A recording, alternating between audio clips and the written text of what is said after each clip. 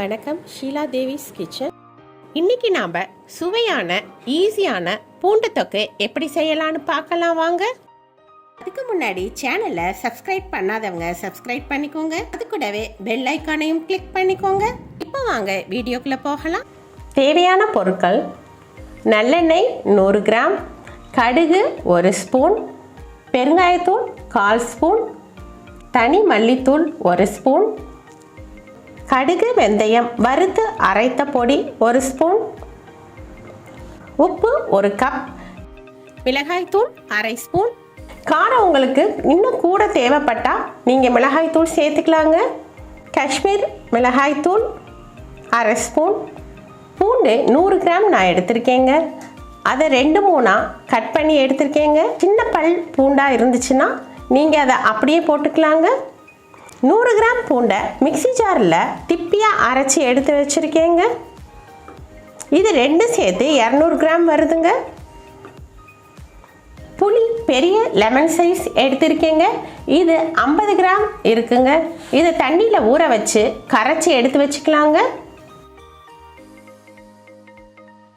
Lemon 1ங்க, 1 spoon வெள்ளை கரைசல், வெந்தயம் 2 ஸ்பூன் போட்டிருக்கேங்க.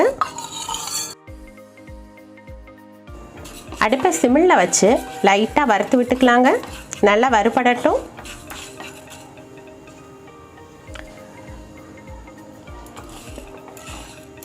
இது நம்ம கொஞ்சம் 50 கிராம் 100 கிராமில் கூட அரைச்சி வச்சுக்கலாங்க.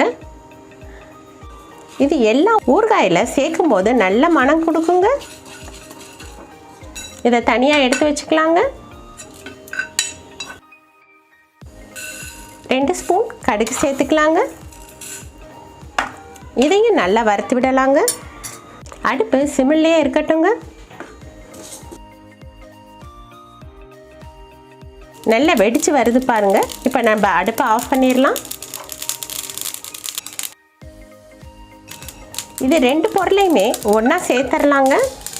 ஒன்றா சேர்த்து மிக்சி ஜாரில் பொடி பண்ணிடலாங்க.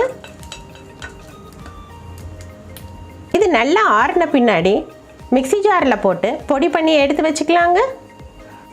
அடுப்பை ஆன் பண்ணி பேன் வச்சாச்சுங்க. நாம் எடுத்து வச்சுருக்க நல்லெண்ணெயை ஊற்றிக்கலாங்க. எண்ணெய் கொஞ்சம் காயட்டுங்க. கடுகு சேர்த்துக்கலாங்க.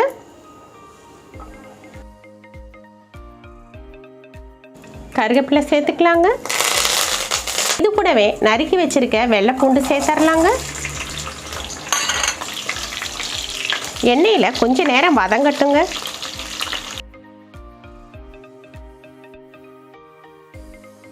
ஒரு நிமிஷம் எண்ணெயில் வதங்கிருச்சுங்க. இப்போ நாம் அரைச்சி வச்சுருக்க பூண்டு பேஸ்ட் சேர்த்துடலாங்க. இதையும் ஒரு நிமிஷம் நம்ம வதக்கி விடலாங்க.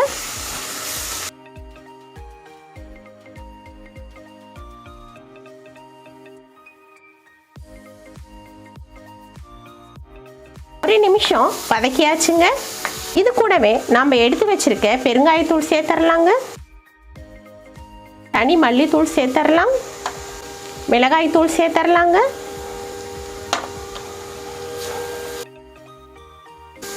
இப்போ நாம் எடுத்து வச்சிருக்க புளி கரைசலை சேர்த்துடலாங்க. அடுப்பை சிம்மில் வச்சிடலாங்க. நாம் எடுத்து வச்சிருக்க உப்பு சேர்த்துடலாங்க.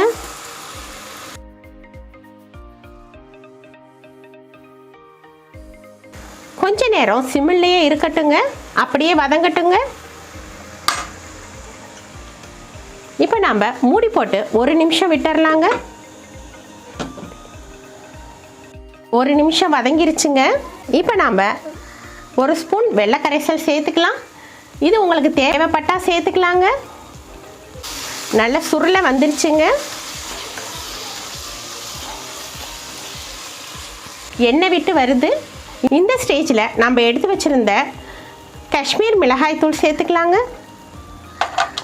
காரம் உங்கள் தேவைக்கேற்ப பார்த்துக்கோங்க.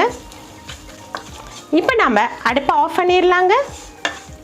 இது கூட நம்ம எடுத்து வச்சுருந்த கடுகு வெந்தய பொடியை சேர்த்துடலாங்க. நல்லா ஆறட்டுங்க.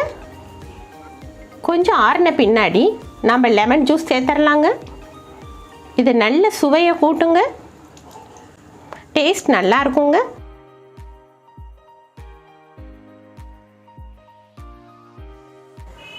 நல்லா ஆறி வந்துருச்சுங்க. இப்போ பாருங்க, எண்ணெய் மேலே விட்டு வந்திருக்கு. இது ஒரு நாள் ஊறினாதாங்க டேஸ்ட் நல்லா இருக்கும். இதை நாம் ஒரு ஜாரில் மாற்றி வச்சுக்கலாங்க. அவ்வளோதாங்க, நம்ம பூண்டு தொக்கு ரெடி ஆயிடுச்சு. நீங்களும் ட்ரை பண்ணி பாருங்க. தேங்க்யூ. இந்த வீடியோ உங்களுக்கு பிடிச்சிருந்துச்சுன்னா லைக் பண்ணுங்கள், ஷேர் பண்ணுங்கள், மறக்காமல் சப்ஸ்கிரைப் பண்ணுங்கள்.